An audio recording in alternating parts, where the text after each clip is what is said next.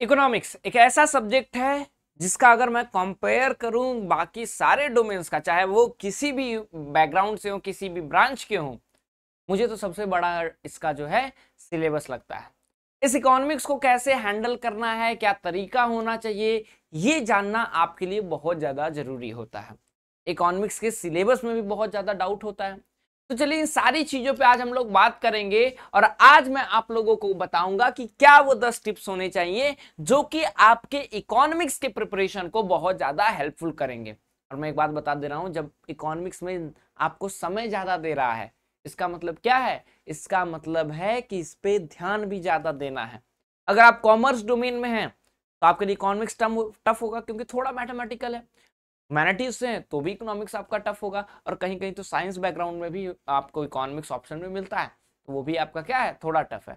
तो नमस्कार, स्वागत है आप सभी लोगों का बेसिक शिक्षा के इस ऑनलाइन लर्निंग प्लेटफॉर्म पे, और मैं अमित तिवारी आपका एक बार फिर से इस वीडियो में स्वागत करता हूं।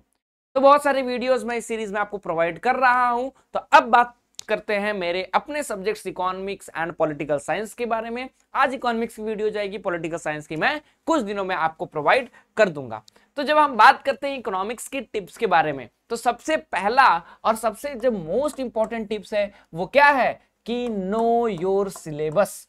ठीक है, कि आपको अपने सिलेबस को जानना होगा और अच्छे से जानना होगा। और जब आपको अपने सिलेबस के बारे में जानना है तो आप जान जाइए कि आपके सिलेबस में पार्ट कितना है। आपके सिलेबस में क्या है? मैक्रो इकोनॉमिक्स है, आपके सिलेबस में माइक्रो इकोनॉमिक्स है, आपके सिलेबस में इंडियन इकोनॉमी है। ठीक है, इंडियन इकोनॉमी है। मैक्रो आपका फुल बुक आता है। ठीक है, आपका जो माइक्रो है वो कहां से आता है? इलास्टिसिटी ऑफ डिमांड तक आता है। ठीक है, इस पे मैंने एक डिटेल्ड वीडियो बनाया है, अगर आप चाहेंगे तो मैं आपके इस डिस्क्रिप्शन में लिंक को ऐड कर दे रहा हूं, अदरवाइज आप वीडियो सेक्शन में जाकर के देख सकते हैं। थोड़ा आप सर्च भी कर लीजिए, अदरवाइज मैं आपको डिस्क्रिप्शन में लिंक डलवा दे रहा हूं। ठीक है, तो आपको आसानी होगा। मैंने डिटेल्ड सिलेबस समझाया है, मैंने ये भी समझाया कि किस चैप्टर से किस ईयर में कौन सा क्वेश्चन पूछा गया है। ठीक है, किस तरह के क्वेश्चंस पूछे जाते हैं, सारी चीजें मैंने बताई है, आपको डिस्क्रिप्शन में मैं लिंक दिलवा दूंगा। ठीक है, सबसे पहले सिलेबस अच्छे से जानो। जब आप सिलेबस जान ले रहे हैं उसके बाद आपको क्या करना। अच्छा, सिलेबस में एक चीज आपको बता दे रहा हूं, सबसे मोस्ट इंपॉर्टेंट चीज क्या है, and that is NCERT plus side book. अभी तक मेरे मुंह से आपने कभी भी नहीं सुना होगा कि एनसीईआरटी से बाहर नहीं पढ़ना है। इकोनॉमिक्स में एनसीईआरटी और उसके साइड बुक्स को पढ़ना है।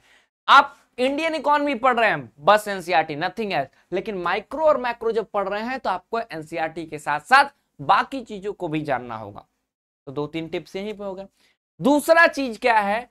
पहला तो हो गया आपका सिलेबस जानो, दूसरा फोकस ऑन एनसीईआरटी। एनसीईआरटी पे ही आपको फोकस करना है, एनसीईआरटी से भटक करके नहीं जाना है। जो साइड बुक्स हैं वो आप देख सकते हैं।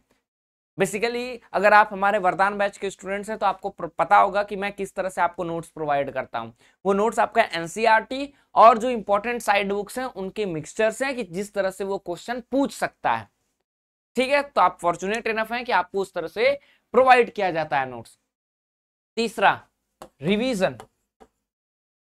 आपका रिवीजन बहुत ज्यादा इंपॉर्टेंट हो जाता है कि अगर आप कुछ पढ़ रहे हैं तो उसको क्वेश्चंस को दीजिए। सबसे इंपॉर्टेंट सब्जेक्ट अगर मुझे लगता है, चाहे वो साइंस बैकग्राउंड को छोड़ दें, तो इकोनॉमिक्स, ह्यूमैनिटीज और कॉमर्स में है, जहां पे आपको अगर हर एक लेक्चर दे रहे हैं तो क्या आपको उसके कंसेप्ट क्लियर है।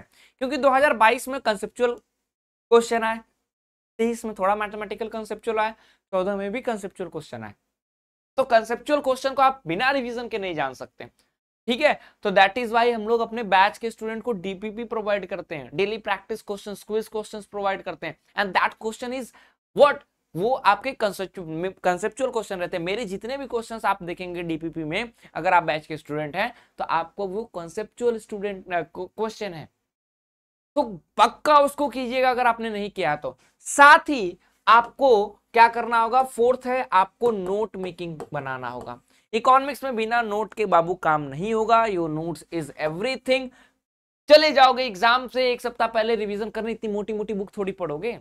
सो you need to have your own notes and that notes would be good one. अगर आप चाहते हैं कि मैं आपको एक सैंपल नोट्स पे वीडियो बना करके दिखा दूं जिस तरह से मैंने हैंड रिटन नोट्स बनाया है, तो आप कमेंट सेक्शन भर दीजिए कि सर नोट्स एक आप खुद बना करके दिखा दीजिए, मैं वो नोट्स बना करके आपको एक वीडियो लेते आऊंगा।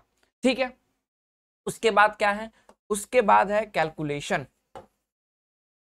आपका प्रॉपर कैलकुलेशन का रिवीजन होना चाहिए। रिवीजन नहीं करोगे कैलकुलेशन का, प्रैक्टिस नहीं करोगे कैलकुलेशन का, तो दिक्कत होगा तुम्हारे लिए। और इसी से जुड़ा हुआ है कि आपको जो है टेस्ट सीरीज लगातार देना है, टेस्ट सीरीज देना है, प्लस आपको मैक्सिमम मॉक टेस्ट देना है। इसीलिए कहता हूं कि जब एग्जाम हॉल में बैठोगे तो रियलाइज होना चाहिए कि जब मैं एग्जाम हॉल में बैठा हूं तो क्या मैंने कम से कम 8 बार अपने नोट्स और एनसीईआरटी को पढ़ा है, उसके साथ क्या मैंने कम से कम 10 से 15 मॉक टेस्ट दिए हैं।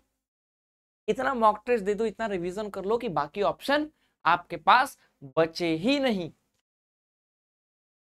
ठीक है, और इन सब के बीच आपके पास क्या होना चाहिए, आप जो हैं कंसिस्टेंट होने चाहिए।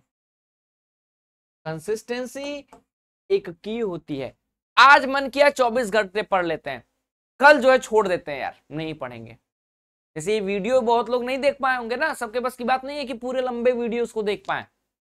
ये आपके डिस्ट्रैक्शंस को बताता है। हड़बड़ी में कुछ भी खोल लेते हो लेकिन उसको कंप्लीट कर पाते हो नहीं। ठीक है, फोकस ऑन योर गोल। आपका गोल क्या है उस पर भी फोकस कीजिए कि मुझे 200 में 200 लेकर के आना है, अदरवाइज आपके लिए बहुत ज्यादा दिक्कत होगी। और आखिरी जो मेरे तरफ से टिप्स रहेगा वो ये क्या है, वो है कि always smile. Doesn't matter what the situation is, doesn't matter what is happening, क्या हो रहा है क्या नहीं हो रहा है, क्या हार में क्या जीत में। कहते हैं अटल बिहारी वाजपेयी जी की ये कविता है कि क्या हार में क्या जीत में, किंचित नहीं भयभीत में, कर्तव्य पथ पर जो मिला यह भी सही वह भी सही। तो जो मिला that is a gift from God, मुझे अपना काम करना है, मैं बस अपना प्रोसेस करूंगा, आई विल डू एवरीथिंग। ठीक है, तो ये रहे आपको टिप्स। अगर आप इंटरेस्टेड हैं, अगर आप चाहते हैं कि मैं आप लोगों को इकोनॉमिक्स पढ़ाऊं, मैं आप लोगों की हेल्प करूं, क्योंकि थोड़ा मेरा पढ़ाने का तरीका अलग है, and if you want to join it don't join me कि मैं कह रहा हूं पढ़ाएं। ठीक है, आप वीडियोस देखिए, मैंने कुछ वीडियोस आपको इकोनॉमिक्स से रिलेटेड डाले हैं, इंपॉर्टेंट चैप्टर्स के। कुछ वीडियोस और भी मैं इकोनॉमिक्स पे डालूंगा, आप जाके वीडियो सेक्शन में देख लीजिए। फॉरेन एक्सचेंज हुआ, गवर्नमेंट बजट हुआ, बहुत सारे वीडियोस और भी मैंने डाले हैं। Then you are going to जज मी। अगर अच्छा लग रहा है आप ज्वाइन कर सकते हैं हमारे वरदान बैच को। बहुत सारी फैसिलिटीज है, इंग्लिश मीडियम हिंदी मीडियम के अलग अलग बैचेस हैं, जो भी आपके बैचेस हैं आप ज्वाइन कीजिए। और इकोनॉमिक्स में एक चीज बता दे रहा हूँ बाबू, हिंदी मीडियम के भी हो तो भले बैच लो या मत लो, इंग्लिश जान लो, क्योंकि फंस जाओगे आखिरी एग्जाम के समय। ठीक है, तो ये आपका डिस्क्रिप्शन है इस बैच का, अफोर्डेबल प्राइस पे आपको मिलती है। So I will tell you कि आपको एक मार्गदर्शक होने की जरूरत है, you need to have a मार्गदर्शक। ठीक है, so that is all from my side. उम्मीद है ये वीडियो अच्छा लगा होगा। अगर नोट्स आपको चाहिए होंगे तो कमेंट सेक्शन में बता दीजिएगा, वीडियोस आप देख लीजिएगा, बाकी किसी भी सब्जेक्ट पे चाहिए तो कमेंट सेक्शन इज योर्स। उम्मीद है ये वीडियो अच्छा लगा होगा। मिलते हैं अगले वीडियो में, तब तक के लिए जय हिंद।